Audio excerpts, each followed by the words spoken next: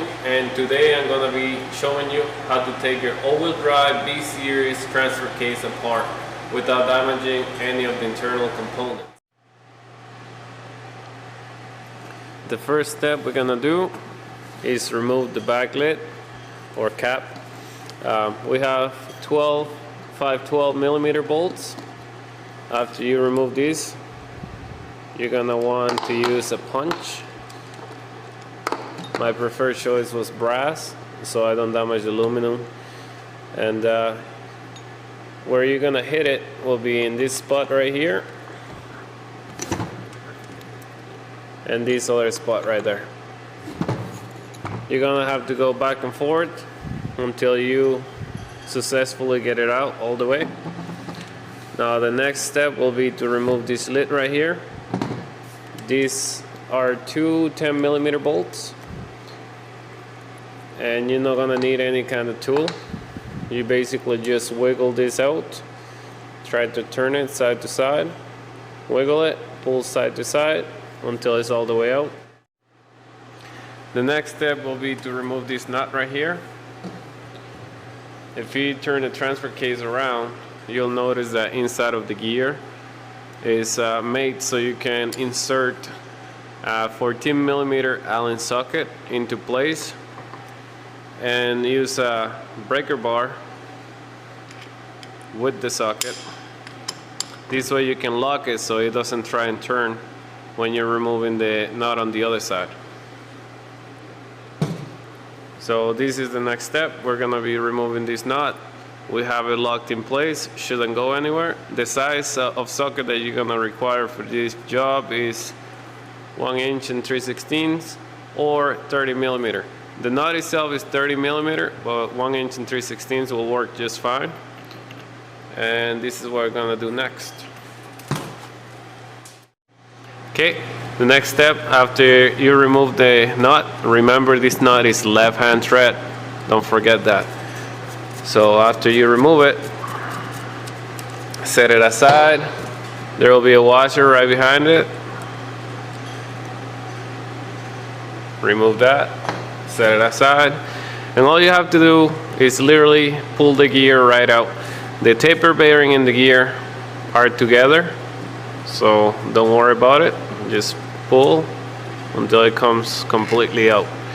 Now you can set the gear aside, and there is a washer right behind it, just like that. Now there is a sleeve on the shaft right there. Set it on the side, and there is a taper bearing at the very end. You cannot slide that bearing because the other gear is on the way. What you're gonna want to do is pull the shaft slowly, or push on it as you pull through the other side. Only halfway, and go ahead and remove the taper bearing, which goes in that direction. The smaller side goes in and the bigger side goes out, just like that. Set it aside, and you can go ahead and proceed to remove the shaft completely. Now the next step will be to remove this gear and shaft altogether. Okay, to remove this nut right here, you're gonna need an 1.25 inch socket. All you have to do is hold it firmly with your hand as you use the impact to break it loose. After you remove the nut, there will be a washer to follow. Set the nut aside, set this washer aside. There will be a plastic piece right here, which is used to retain an O-ring in place. Go ahead and remove that plastic piece. Now if this part right here is stuck, you can go ahead and break it loose by using a 2-job puller, and all you're gonna need to do is hook it into place just like this. After you hook it up, all you have to do is do a couple turns until it breaks free. And after it breaks free, go ahead and use a pick to remove that O-ring out of the way.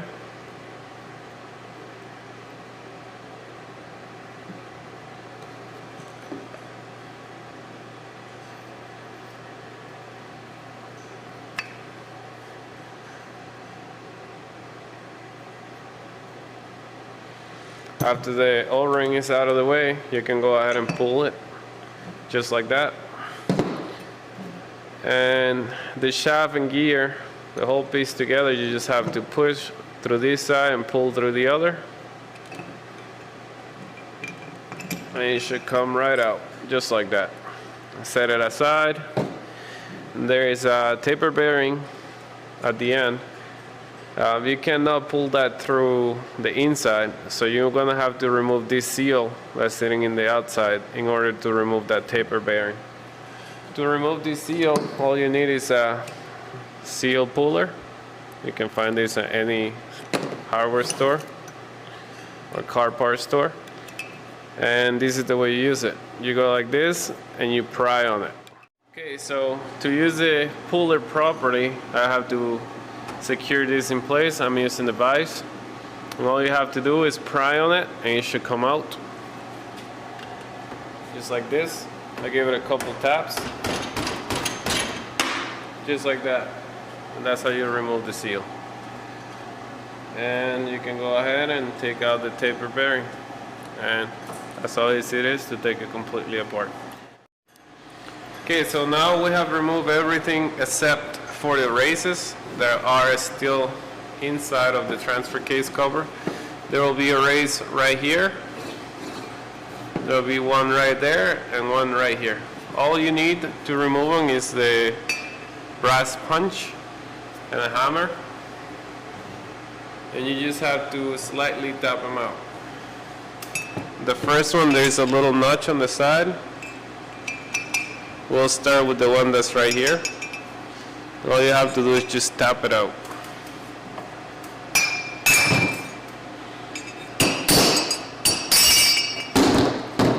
So just like that, that's how you remove the race. All I did was use the small notch that's in there, and you use the punch in there, and you go back and forth, side to side, side to side, side to side until it's all the way out. So you can see there is no damage on it. It's literally in perfect condition. This is why I like using brass, because it doesn't leave any nicks or anything. If anything, you're left behind with little chunks of brass, but that's okay. Okay, so now that I removed the first race that was in this spot by hammering it out with a punch until it fell out side to side, I'm gonna go ahead and remove the race that's near the end. For this one, I'm gonna be using a 3-job puller. This one is an inner bearing puller or race puller, and this is how it works. So I'll be setting it up and showing you guys how easy it is to remove it.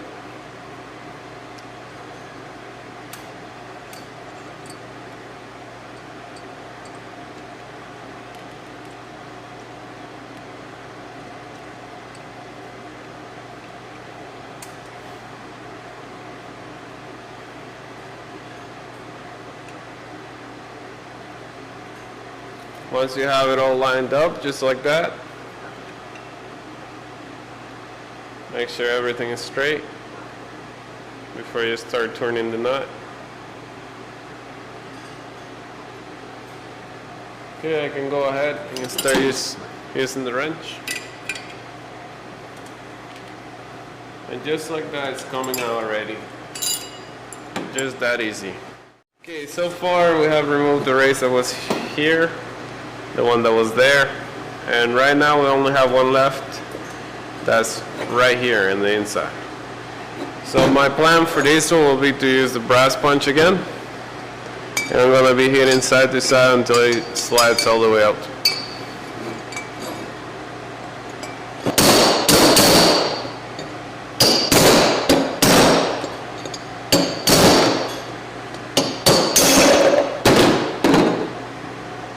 And just like that, the third one's out with no damage. And it's all done. Everything is successfully out of it. Okay, there's one more race I forgot to mention, which is the one at the first slit. For this one, all you have to do, literally, is just pull it out just like that, and there will be a shim right behind it. and that's how easy that one is. You don't need a puller, punch, or anything for that. All you need is your hands.